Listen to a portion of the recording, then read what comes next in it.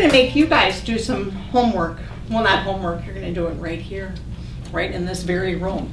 So we are going to present you with an IEP, and we want you to use the tools in front of you and kind of work through this process just to get an idea of what it feels like to look at that IEP. Some of you in the room may know who the child is, but don't blurt that out. And just look for those kinds of identifiers that tell you who the kid is. And you should probably work in like IEP team sizes, so maybe 3, 4, 5 people together at a time to sit down and really go through it and look at it. So we've provided you with this, and don't forget, kid is first. We'll get you a little bit here about what their academic skills are, and as you go through your slide presentation, you'll see that you'll actually have parts of the IEP with names blacked out. So this child was previously homeschooled, needs adult support to complete their academic tasks, frequently gets out of their seat and runs around the room. But on the other hand, they're able to identify 25 of 26 uppercase letters, 26 out of 26 lowercase letters. They're unable to write the letters, and they're not able to spell any words, but they're able to identify basic shapes and some numbers 1 to 10.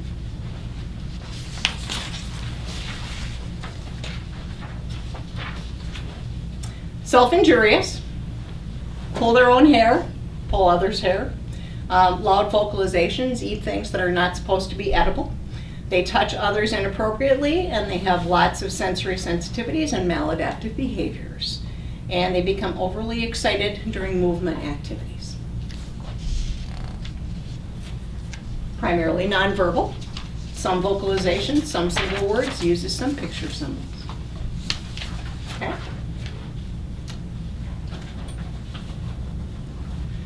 So we want you to take this kiddo with the IEP stuff that you have attached in here and apply them to your environment. So that's going to look different for all of you because you don't all work in the same environment. So those of you who are at Carter can apply it to Carter, and those of you who are at South Campus can apply it there, and those of you who work in Bel Air or Wells South or Wells North or a member district can apply it to what you have in your own settings.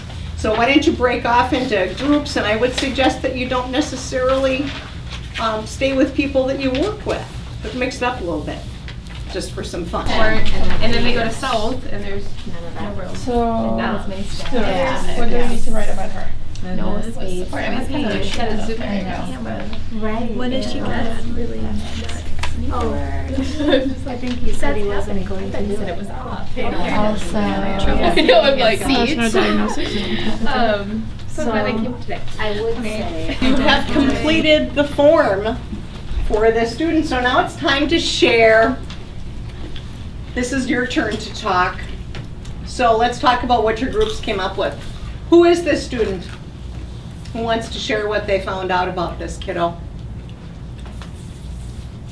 Just one person from each group, just read what you wrote in the student section. Sounds good. You can start. So the student has some good academic skills, was able to identify letters and complete tasks with some supports. A lot of trouble staying in their seat. Enjoys a lot of movement activities, but that can be overly exciting for them or overly stimulating. So they have some sensory sensitivities. They're primarily nonverbal with some alternative forms of communication and some vocalizations. Eats inedible things, is self-injurious, has some social deficits in terms of social boundaries, touching other people, and is also very loud.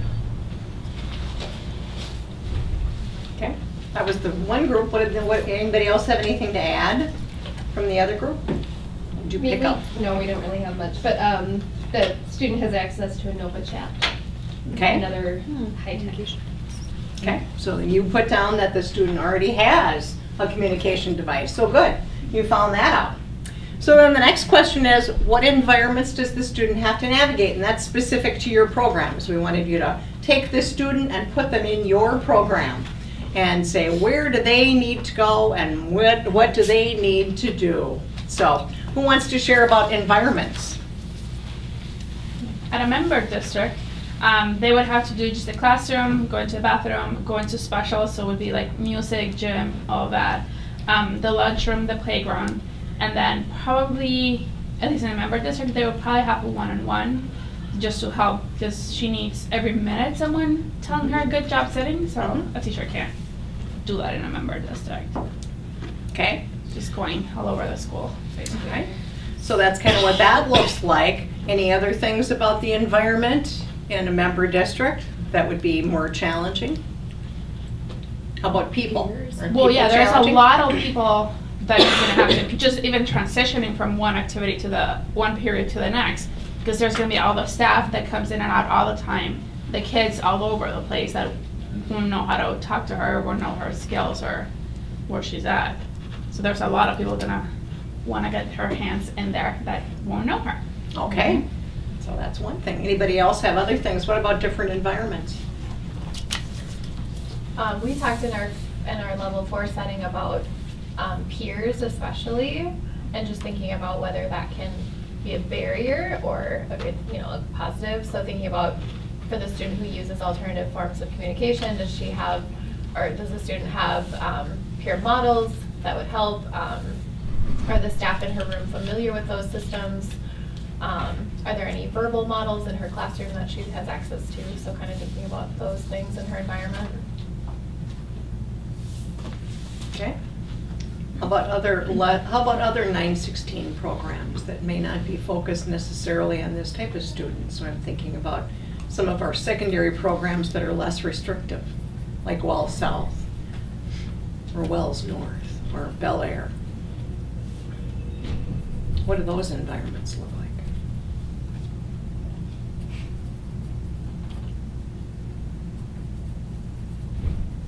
I don't know what you're saying, Nora. Well, what kinds She of... would never be in that setting. What kind of environmental barriers would you have to overcome for something like this? There would be minimal breakout spaces. Yeah, Mhm. that's true.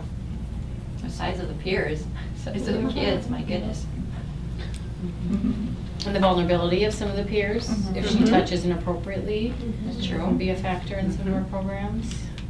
You might even want to think, and this would go along with being in a member district, so if this student was in a member district, you would have peers that would have vastly different needs and vastly different skills. And how would that look, and how would you accommodate for that, and how would paraprofessionals adapt to that type of situation? So there you go. So, that can be the elephant in the room, are the personnel barriers that people encounter, but they're things that you have to have discussions about, because some of those personnel barriers can be overcome by training. So, thinking outside the box, I think when you talk about environments, you really need to lay all of that on the table. And because this student has a high-tech device, do they use that high-tech device all the time? Do they need to use that high-tech device all the time? Can there be other modifications and adaptations? So if you have a paraprofessional who doesn't like technology or is not comfortable with technology and appears not to really be interested in being trained, is there another thing that this student could use as a tool in those environments to kind of wrap your head around being multimodal? Another thing that we talked about in terms of environments for this student specifically is thinking about the noise in the environment, and then also thinking about access to food, since we know that they eat inedible things and maybe it has issues with food and things like that. So just thinking about, are there like locked cabinets, are some of the doors locked to the lunchroom, just all those kinds of things. Those are environmental things. So what kind of tasks did you think about? What does this kiddo need to do? What would they need to do in any of your programs? What would they need to do in a typical program in a member district? Well, just participating, just regular participating in answering questions, have to go to the bathroom, like basic needs and wants, just biological needs even, answering questions, completing projects, being able to transition from one classroom to another, getting those sensory needs met, which is gonna be really hard. It Member could, district? it could be in a member district, and it would really depends on the member district. Yeah. The particular program that you're looking at. So the point of going through that part of the exercise is for you to exercise your brains to think flexibly about the programs that you have and the kids that you're presented with. Because it's not, this student may be an outlier someplace like Bel Air, but it's likely to happen at some point. And it's very likely that it would happen in a member district, that this student came in when he or she was 3 years old and was in a member district for a while. And the member district decided that they couldn't serve them. Maybe they would have been able to do a different job or look at them differently if they had explored some things more globally. Hard to say. But for whatever reason, they ended up where they are. But it doesn't mean that you wouldn't have a student that could be similar, even in programs where you have primarily speaking students. Those students also have technology needs, especially at 916. We have lots of kids that have technology needs. It's not just the nonverbal students who have technology needs. So when you look at this student, what kinds of tools could you envision? First of all, what do you have in your programs? And what you have might be vastly different than what we have. So maybe we should compare and contrast what happens in a member district at a level 3 program as opposed to what happens at 916 with a level 4 program. So what kinds of tools do you have in our member district programs? As far as I know, it's mostly switches and pictures. Okay. Because a lot of our staff are scared of technology, or they call you guys and they don't always use whatever you guys recommend either. Okay. So it's mostly, what I've found that they are consistently using is switches or big buttons like Big Mac and things like that. But even those get lost. What other types of technology? Do they have smart boards? Nope. Well, some of the classrooms do. Okay. We don't in ECSE. Right. So if you don't have access to that type of technology, maybe some of the tasks that you want the student to do would change because they might not have access to those big pieces of technology that we so often take for granted at 916. So that changes a little bit. It certainly changes by age. So you're talking about really, really young children as opposed to kids who might be transition age, you know, later on in life. But it really should influence the tools. So for those of you that work in 916 programs, what tools can you take for granted that you have every day, that you use all the time? Smartboard. Smart Laptop to use with the smart boards. iPads. Even board maker. That's Even- a luxury. Even luxury in some. board maker is a luxury. Yes, it is. Board maker can About be a luxury. curriculums or websites or things like that that you guys use for access? Anything that's being used to support curriculum that's technology? YouTube. YouTube is kind of universal. But Nicole brings up a good point because you might find that the student responds to a specific program that you can find on the web or really likes to read books on a specific site where you can read books. And that might be one of the solutions or tools that you might want to investigate for her literacy instruction. So it's wrapping your head around those kinds of things. And then when you look at tasks, we're always talking about reading and math. I mean, that's a big one. Everybody has to learn how to read and write and do math. So what other kinds of tasks can you envision for this student?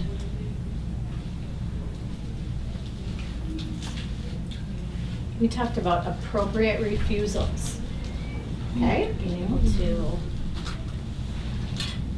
do that. We talked about just sitting in your seat. Mm-hmm. So that seems to be an issue for the student. Mm-hmm. Yep. And kind of how we discussed earlier that maybe academics aren't the main focus right now, and it's some of that communication and sensory that needs to be met first before you can even go to the academics and the academic tools. It's kind of important. I mean, obviously the ultimate goal is to have them learn and do something, but following directions and staying in your seat and meeting their needs that way are also the starters of their important pieces too. Can you think of other tools that you might use with this kiddo besides you've got smart boards or iPads or computers in your programs? And she already has a Nova chat. What else might you use? Picture schedules. Picture schedules, Core board, core boards, adaptive seating. adaptive seating. Somebody had mentioned breakout rooms before. maybe And that's- sensory rooms. Even fidgets. Fidgets. Joey jokes sometimes. Yep. All of those different kinds of things are things that you're considering. So it really boils down to systematically considering what you need for each individual student. If you remove a couple of those characteristics, like her maladaptive behavior, you would have a student that you might still have in a member school district. It's the maladaptive behavior that generally brings them here, but they get there for a specific reason. So it's really framing how you look at it and what kind of things can you put in place for each student that you're dealing with. That's good. So now you need to document all those AT needs, and you do that in the adaptation section of the student IEP. So I think people talked about that before. And Nicole, why don't you do the rest here? All right, and then you also document the AT needs and tools in the evaluation report, like we spoke about before. And then you may want to develop a blanket statement, but make sure it's considering the individual needs. So something like student has access to smart boards and iPads on a daily basis that are used throughout multiple environments, but other assistive technology tools will continue to be explored to meet their needs in writing, math, whatever. So just make sure that it's all encompassing and it's not too long and leaves the door wide open, but speaks to the tools that you have and that they're successful with. Sometimes, like we said, tools that are available kind of get forgotten. And if that student was to leave our program and go somewhere else, that district has no idea that that tool was helpful for them, or they go back to their member district. But they used the iPad and the iPad was successful for this reason and that reason. Doesn't mean that the iPad, that's necessarily what that district will provide, but it speaks to why it was used and what the needs were. So sometimes you can even just say tablet technology. Yeah, tablet, or, Personal devices Yeah. of some sort. voice output device, or, those types of tools. Point is just what Nicole said. You want to make sure that if that child is going to go someplace else, it may be another district, they may move to another state, that document really details everything that they use to help them navigate their academic day at school. What do they need to have? So finally, what's SETT all about? Students, environments, tasks, and tools. And now you're ready to go.